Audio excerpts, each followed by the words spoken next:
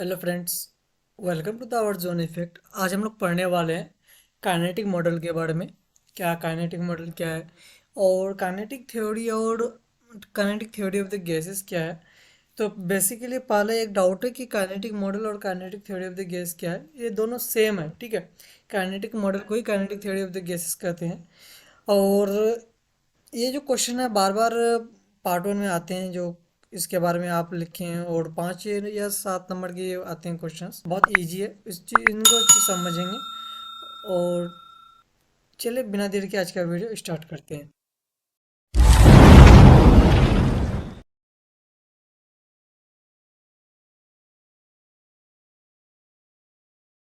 इसको समझने के लिए हम लोग एक माइक्रोस्कोप लेंगे और मेटल का स्ट्रक्चर को हम लोग समझेंगे, ठीक है।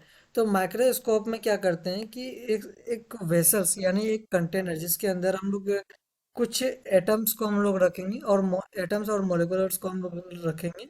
और बाहर से हम लोग देखेंगे कि क्या होती है उन चीज़ों में। तो इनको हम लोग प्रैक्टिकली किए हैं, हम लोग देखें इन चीज़ों को कैसे होता है। तो ये एक तरह का कांच का एक व्हीकल लिए हैं, एक बर्तन लिए हैं, जिसमें हम लोग क्या किए हैं कि इसमें कुछ गैस के कणों को हम लोग रखें एटम्स और मॉलिक्यूल्स के रूप में, ठीक है। तो इसमें हम लोग ने देखा कि इसके जो ये जो इनके बीच की जो डायरेक्शंस होती है, ये मूवमेंट हर तरफ कर रही है। आप देख सकते हैं ये इधर भी मूवमेंट कर रही हैं, इधर भी अनरैंडमली फाइट कर रही हैं। और डायरेक्शन इसका हर तरफ होता है, हर तरफ ये डायरेक्शन ले रही हैं।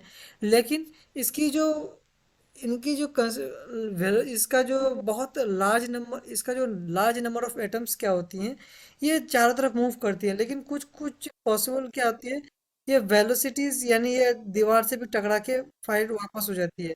यानी ये रेंडमली फाइट होती है, जिसके बारे में हम लोग आइडियल गैस में भी हम लोग पढ़े थे कि ये क्या होती है, एक जगह रुकती नहीं है, नहीं ये किसी से मिलती है। ये हमेशा ये डिस्टेंस में ही रहती है, ठीक है। ये था इनका काइनेटिक मॉडल, जिसमें देखते हैं the kinetic theory of gases is based upon the followings, यानी कुछ चीज़ों को जो फॉलो करती हैं वो क्या है, चले पढ़ते हैं। तो यहाँ पर लिखे हैं a gas composed of small individual particle is called moleculars molecules. यानी सबसे आसान भाषा में हम लोग समझें तो गैस के सबसे छोटे टुकड़े, जो सबसे छोटे टुकड़े होते हैं, उसको हम लोग कहते हैं मॉलिक्यूल्स, ठीक है। जैसे कि शरीर के सबसे छोटे अंग को जिस तरह हम लोग कहते हैं कोशिका, सेल्स जिसको इंग्लिश में कहते हैं, उसी तरह हम लोग फिजिक्स के टर्म में हम लोग बोले हैं तो गैस के सबसे छोटे कण को हम लोग क्या कहते हैं, मॉलिक्यूल कहते हैं, ठीक है। अब मॉलिक्यूल जो होती है, ये इसका जो नेचर होता है मॉलिक्यूल्स का, ये क्या होता है, the molecules of a gas are all alike but differ from the molecules of the other gases। यानी इसकी किसी से बनती भी है, किसी से नहीं भी बनती है। यानी कहने का मतलब है कि बहुत सारे गैसेस हैं जो एक जैसा ही चलते हैं, एक जैसा ही साथ रहते हैं, और बहुत सारे ऐसे भी गैसेस हैं जो अलग अलग तरीके से रहते हैं, ठीक है। ये अनदर गैस में आप देख सकते हैं, जैसे कि बहुत सारे गैस एक साथ एक जैसा ही चलते हैं, बहुत सारे अलग अलग रेंडमली चलते हैं। तो उसी चीज़ को हम लोग एक्सप्लेन किए हैं, ठीक है। अब दूसरे पॉइंट की तरफ हम लोग बढ़ते हैं। तो दूसरे पॉइंट में लिखा हुआ है the distance between the molecules is large compare to that solid and liquid.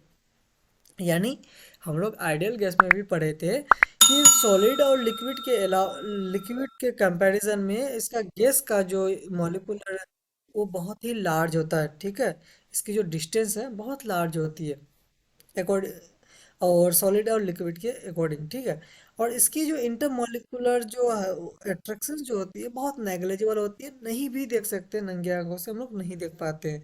तो यही चीज इसको हम लोग पॉइंट के रूप में लिख दिए, the molecular is intermolecular attraction is negligible or negligible, sorry.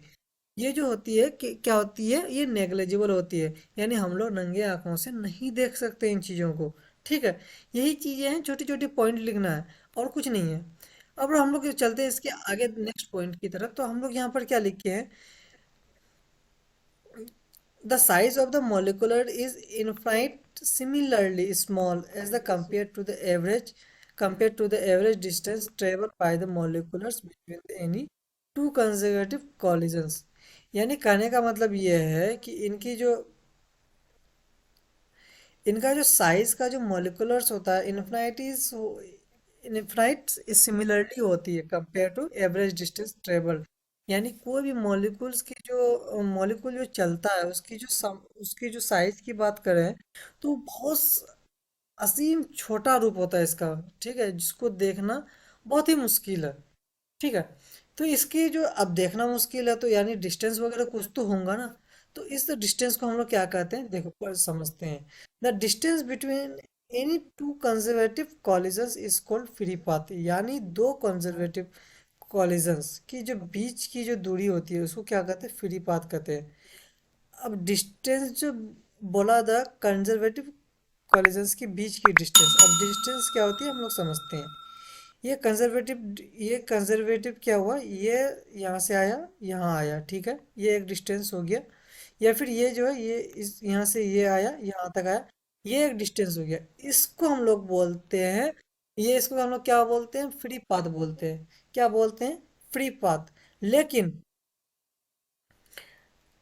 अब एक सवाल आता है, ई यहाँ से आया यहाँ आया तो इसको फ्री पाथ बोलते हैं। ये तो रेंडमली मोशन करते रहता है, यहाँ से यहाँ, यहाँ से यहाँ, यहाँ से यहाँ, ऐसे करके घूमते रहता है। तो इसका तो कुछ होगा ना। बिल्कुल है। यानी हम लोग इसको तो फ्री पाथ कहते हैं, लेकिन average distance is called main free path. यानी इसकी जो एवरेज डिस्टेंस है, ये अब कहाँ कहाँ गया, यहाँ पे यहाँ से यहाँ, यहाँ से यहाँ, यहाँ से यहाँ है, इसके बीच की जो एक एवरेज डिस्टेंस तो होगी ना। अब उस एवरेज डिस्टेंस को हम लोग क्या बोलते हैं, मेन फ्री पाथ। ठीक है, ये इनका डिस्टेंस को क्या बोलते हैं हम लोग, फ्री पाथ बोलते हैं, और एवरेज डिस्टेंस को हम लोग बोलते हैं मेन फ्री पाथ। अब इसका नेक्स्ट पॉइंट है, और इम्पोर्टेंट पॉइंट भी है। ये क्या है कि the mean free path is depend on the pressure of the gases. If pressure is high then the mean free path is less. यानी अगर इसका जो मेन फ्री पाथ जो होती है ये डिपेंड करता है गैस के प्रेशर पर। अगर प्रेशर हाई रहा तो ये मेन फ्री पाथ क्या होगा, बहुत मतलब बहुत लो होगा। यानी अगर मेन फ्री पाथ अगर हाई हाई करना है तो गैस की जो ये क्या कहता है प्रेशर जो होती है उसको कम रखना पड़ेगा हम लोगों को, तभी ये हाई हो पाएगा। ठीक है, ये किसमें, बर्तन्स में।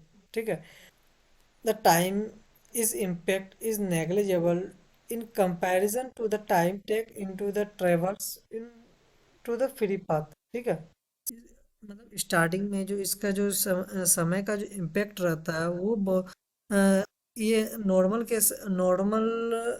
नॉर्मल आंखों से इसको देखने में देख नहीं सकते हैं। ठीक है, इसके मेन फ्री पाथ को। तो यही चीज ये कह रहा है। ठीक है, और यही तक था ये टॉपिक। आई होप कि आपको समझ में आया होगा। Thank you.